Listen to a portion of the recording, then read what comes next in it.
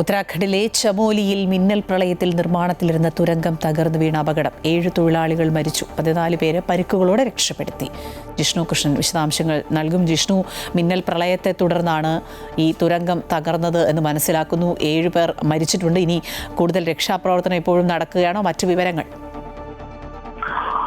അഖില, ഉത്തരാഖണ്ഡിലെ ചമോലി ജില്ലയിലെ പിപ്പൽകോട്ട് മേഖലയിലാണ് ഇത്തരത്തിൽ നിർമ്മാണത്തിലിരുന്ന തുരങ്കം മിന്നൽ പ്രളയത്തിൽ തകർന്നു വീണത്. ഈ പ്രളയത്തിൽ വെള്ളവും മണ്ണും കൂടെ തുരങ്കത്തിനടിയിലേക്ക് എത്തിയതോടെ രക്ഷാപ്രവർത്തനം വലിയ ശ്രമകരമായ ദൗത്യമായിരുന്നു.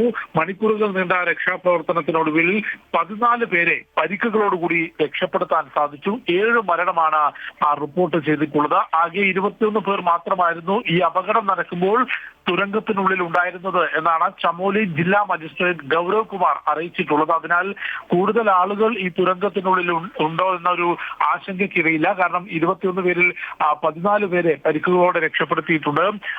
7 പേരുടെ മൃതദേഹം കണ്ടെത്തി 7 പേരുടെ മരണമാണ് റിപ്പോർട്ട് ചെയ്തിട്ടുള്ളത്. എങ്കിൽ പോലും വിശദമായ പരിശോധന ഈ തുരങ്കത്തിനുള്ളിൽ നടത്തുന്നുണ്ട്. മണ്ണ് നീക്കിക്കൊണ്ടുള്ള പരിശോധന തുടരുകയാണെന്നും ദേശീയ ദുരന്ത നിവാരണ സേനയും സംസ്ഥാന ദുരന്ത നിവാരണ സേനയും ഈ രക്ഷാപ്രവർത്തനത്തിന്റെ ഏകോപനത്തിനായി സ്ഥലത്തുണ്ട് എന്ന കാര്യമാണ് ചമോലി ജില്ലാ മജിസ്ട്രേറ്റ് അറിയിച്ചിട്ടുള്ളത്. ഇന്നലെ രാത്രിയോടുകൂടിയാണ് ഇത്തരത്തിൽ മിന്നൽ പ്രളയത്തിൽ ചമോലിയിൽ ജലവൈദ്യുത പദ്ധതിയുടെ ഭാഗമായി നിർമ്മിച്ചുകൊണ്ടിരിക്കുന്ന തുരങ്കം തകർന്നു വീഴുകയും ഇത്തരത്തിലൊരു വലിയ അപകടം ഉണ്ടായത്. ദുഃഖകരമായ വാർത്ത, 7 പേർ മരിച്ചു എന്നുള്ളതാണ്. 7 പേർക്ക് ജീവൻ നഷ്ടപ്പെട്ടു. 14 പേരെ പരിക്കുകളോടെ രക്ഷപ്പെടുത്തിയിട്ടുണ്ട്.